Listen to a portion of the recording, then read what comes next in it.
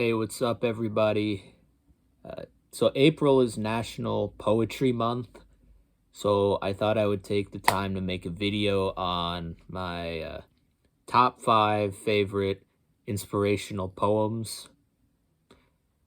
These poems can help you find courage amidst danger, strength through adversity, or it can just help you to think about and make the right decisions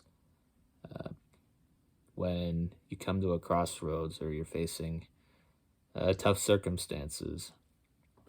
And I found all these poems in this anthology, 101 Famous Poems. I read it last year and I loved it. It was published in 1916 by Roy J. Cook. I don't think I could find him online. But it was really great. Obviously, a compilation of 101 famous poems. There's going to be a lot of good stuff, and there was. And I thought 5 of them were very inspirational, so I'm going to share them with you guys. Now, the first poem is The Charge of the Light Brigade by Alfred Lord Tennyson, published in 1854. So in the Crimean War, a British light cavalry unit was mistakenly ordered to charge a heavily fortified Russian artillery battery. And the mistake was that they shouldn't have done that. It was a suicide mission, but the soldiers made the charge anyway, and they fought valiantly, and some of them lived, but most of them didn't. So Tennyson wrote this poem as a response to the news. He was honoring the bravery of the soldiers, even though someone had blundered. And this was the first poem that I ever read where I was like, wow, poetry can be badass. Like, check out the reading, the YouTube reading I linked down below. Oh man, it gives me chills every time I listen to it. You may have heard a phrase from this poem in popular culture. It says, "There's not to reason why, there's not to make reply, there's but to do and die, into the valley of death rode the 600. That's good stuff. So yeah, that's number 1. It was my first favorite poem ever. I think it's since been eclipsed, but a great one nonetheless. Now we're gonna move on to poem number 2. We got If by Rudyard Kipling, published around 1910, I think. This one is a little more simple. I haven't looked into it too much, but it seems to be a man giving advice to his son on how his son can be a good man too. There's nothing specific. It's not about what achievements you make or how many of this you can do or how many of that or your success. It's about intangibles and responding to circumstances without panicking or being scared or anything like that. In the end, he says, if you can fill the unforgiving minute with 60 seconds of distance run, yours is the earth and everything that's in it. And which is more, you'll be a man, my son. So, check that one out. I linked all of these in the description. There's another epic reading of it. It's that one's just all around need a little motivation to do the right thing. It's If by Rudyard Kipling.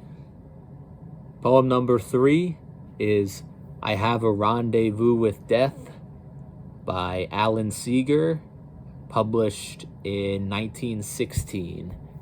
And this is World War I poetry.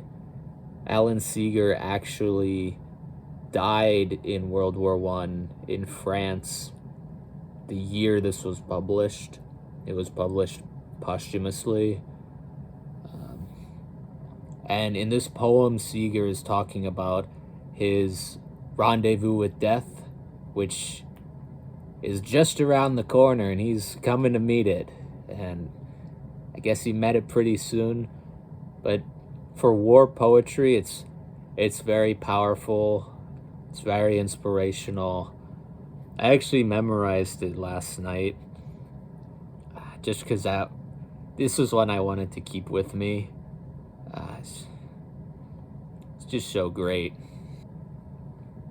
And at the end of the poem, after he's been talking about this rendezvous and what could happen to him with death, like, is he gonna make it or is he not? The last two lines are, "And I to my pledged word am true. I shall not fail that rendezvous." Woo! That's a tough man. Americans were made of real stuff back then. You know, we're a far cry from our old society. Some things are better. I won't get into that, but some things are worse too. I don't want to get canceled. Poem number 4 is Opportunity by Edward Rowland Sill, published in 1880, I believe. You can quote, or don't quote me on that, but in the comments if I'm wrong, tell me. It's cool. So this is a poem about the fact that you don't need to be somebody to do the right thing. It doesn't matter your circumstances. So in the poem, there's a battle going on, and there's this really cowardly guy, and his sword has snapped. He just has like he's got a little baby blade. And he was looking at the prince, the king's son, and he was jealous of the prince. And he said, "I wish I was like that guy. I wish I had that armor. I wish I had his big broadsword." So the coward, he slams the hilt or the blade into the ground, and he slinks away off the battlefield. Just a craven move. And at the end of the poem, the prince, the king's son, he's injured, he's muddy, he's tired, he's weaponless, and he comes across the sword buried in the mud, the sliver of a sword, and he reaches and he picks it up out of the ground, and he saves the day with it. I know it's kind of like a fairy tale, but he proved that even at his lowest point, all you need is honor and courage to make it through. You might not always win, but at least you have to show up, and you have to make the effort, and you can't walk off the battlefield. Well, Sun Tzu says you can retreat, but you shouldn't just quit. That's just me coming in there now. It's not I don't mean to, I'm not a poet. I'm not trying to analyze these too hard. But yeah, Opportunity by Edward Rowland Sill, linked below. And poem number 5, numero 5, is Invictus by William Ernest Henley, published in 1888. You may have seen the movie with Matt Damon. Is it Matt Damon? Morgan Freeman? I get those two confused. But I think they recite it in the movie. It's about South African rugby, I think. But the poem is super badass too. It's about responding to life's challenges with strength, with an unconquerable soul, facing the menace and the wrath of the years, facing the shade, which is death, and doing it all with doing it all with yourself, with strength and passion, not being afraid of anything. But you can be afraid, but not living in fear. And the last quatrain in the poem is, you may have heard this. It matters not how straight the gate, how charged with punishments the scroll. I am the master of my fate. I am the captain of my soul. Yes! And the rest of the poem, the other 12 lines, are just as good. I think it's my favorite poem of all time now. Yeah, it's just good. I would memorize this one. Well, I have, but you should. You, guy, girl, woman, man, baby. Make your baby memorize that. No goo goo, gaga, mama. Teach them Invictus by William Ernest Henley. Okay?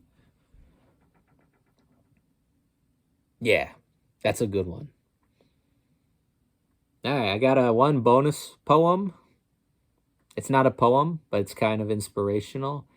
It's the Litany Against Fear from Dune by Frank Herbert. I know Dune 2 just came out. Amazing movie. So Dune's in the news a lot right now. And the Litany of Fear is a mantra or something the Bene Gesserit disciples repeat to themselves over and over to try and eliminate fear from their body or their mind anytime they're feeling it. Starts out with fear is the mind killer, and it goes through how to get rid of your fear. It's pretty sick. It's pretty sick. Dune is an amazing book, and the Litany of Fear is also great. So check that out. It's not a poem, but you can memorize it like a poem. It's still it's more of a prayer. It's not religious in nature, but it's a prayer, poem-y kind of thing. So yeah, happy National Poetry Month. Go out and read some poems, maybe some inspirational ones, or maybe some love poetry or nature poetry. There's a lot out there, and poetry is so undervalued these days. More people should read poetry.